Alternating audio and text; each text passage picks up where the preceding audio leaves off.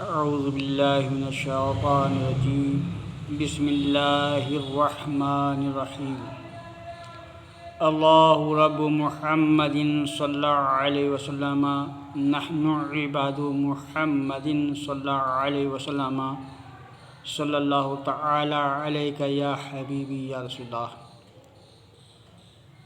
محترم حضرات، سامعین و ناظرین، السلام علیکم ورحمۃ اللہ وبرکاتہ۔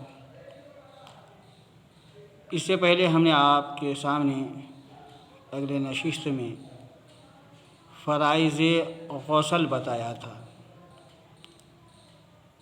کچھ بھائیوں کا یہ ہوا کہنا کہ اس میں آپ نے ہاتھ دھونے کے بارے میں نہیں بتایا، اور تو اصل میں وہ سمجھ نہیں پائے۔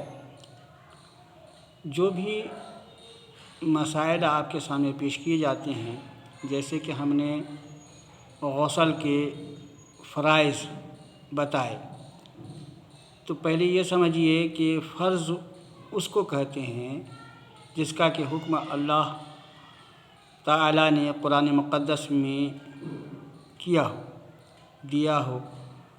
قرآن مقدس سے جو حکم ہے اس کو فرض کہتے ہیں، یا یہ کہہ لیجئے کہ جو اللہ کے جانب سے احکام قرآن مقدس میں ہے اسے فرض کہتے ہیں۔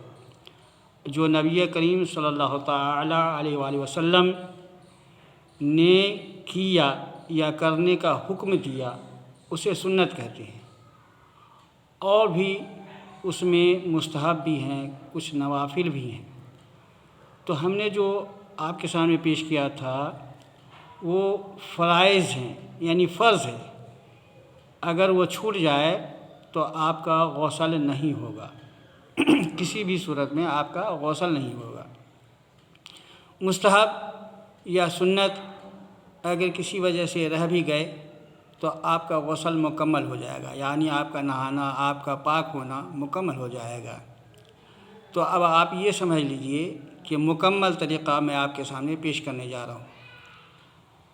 غسل کرنے سے پہلے، غسل کی نیت سے آپ اپنے دونوں ہاتھوں کو کلائی تک، یعنی گٹوں تک، یہ ہے گٹا، یہاں تک قاعدے سے 3 بار دھو لیجئے۔ اس کے بعد اگر جسم کے کسی بھی حصے پہ نجاست لگی ہو تو اس کو دھو دیجئے، اس کو صاف کر لیجئے، اور پھر استنجے کی جگہ دھوئیے، چاہے نجاست لگی ہو کہ نہ لگی ہو۔ اس کے بعد آپ مکمل وضو کی طرح، جیسے کہ آپ نمازوں میں وضو کرتے ہیں نمازوں کے لیے، تو اسی طریقے پر آپ مکمل وضو کر لیں۔ صرف پاؤں کو نہیں دھونا ہے، اور اگر آپ فرش پہ یا تختے پہ یا کسی پتھر پہ غسل کر رہے ہیں تو آپ پاؤں بھی دھو سکتے ہیں، پاؤں بھی دھو سکتے ہیں، نہیں تو بعد میں پاؤں دھو لیجئے گا۔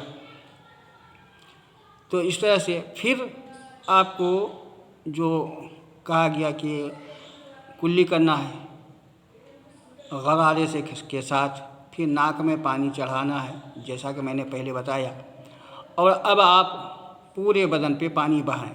تو پورے بدن پہ پانی بہانے کا بھی طریقہ یہ ہے کہ پہلے آپ داہنے کاندھے پہ، یعنی موڑے پہ، پھر بائیں کاندھے پہ 3 بار پانی ڈالیں، اور اگر ممکن ہو سکے تو پہلے پورے بدن پہ پانی کو چپڑ لیجئے تیل کی طرح، تاکہ آپ کے پانی کم خرچ ہوں، کم پانی میں آپ کا کام ہو جائے، زیادہ پانی بہانا نہ پڑے۔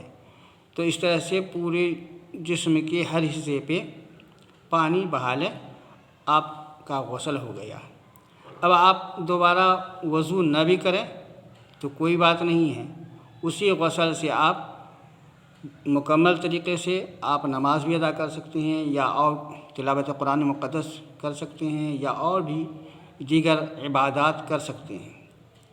لیکن غسل میں طریقہ جو ہم نے بتایا اسی طریقے پر آپ کریں تو آپ کو دوبارہ وضو کرنے کا کی ضرورت نہیں ہے۔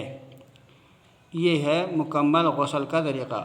ہاں، یہ یاد ضرور رکھیں کہ اگر کوئی نجس کپڑا آپ کے بدن سے لگا ہو تو کپڑا وہ آپ کے بدن سے دور ہونا چاہیے، ورنہ اگر آپ اس کپڑے پہ نہا لیا، اسی کپڑے پر جو کپڑا ناپاک تھا، اگر آپ نے اس کپڑے پہ نہا لیا تو اگر وہ گیلا تو ہوگا ہی، جب گیلا ہو جائے گا تو آپ جہاں جہاں وہ ہاتھ کو لگائیں گے، جس جس برتن کو لگائیں گے، سب کے سب ناپاک ہو جائے گا۔ اس لیے ناپاک کپڑے کو اپنے سے دور کر لیجئے، اور یہ احتیاط رکھیں کہ وہ جگہ بالکل پوشیدہ ہو، کہیں باہر کھلی جگہ میں نہیں ہو، غسل خانے میں ہو۔ غسل خانے میں آپ غسل کریں تو زیادہ بہتر ہے۔ اگر یہ نہیں ہے انتظام تو آپ اپنے دوسرے تہبند کو دوسرے تولیہ سے ناف سے لے کر گھٹنے تک اس سطر کو چھپائیں، ورنہ معلوم ہوا کہ آپ غسل کرنے کے چکر میں باہر خود بھی گنہگار ہو جائیں گے، کیونکہ سطر عورت کا دیکھنا گناہ بھی ہے نا، حرام ہے، حرام۔ دیکھنا اور دکھانا دونوں حرام ہیں، چاہے آپ خود دیکھیں یا کوئی اور دیکھ لے، یہ دونوں حرام ہیں۔ اس لیے اس حرام سے بچنا بھی تو ہے، اس لیے آپ تولیہ انگوچھا جو ہے اس کو لپیٹ لیجیے۔ یہ اس وقت ہے جب آپ غسل خانے سے باہر کہیں کھلی جگہ میں کر رہے ہیں تب، لیکن ہر حال میں وہ کپڑا جو ناپاک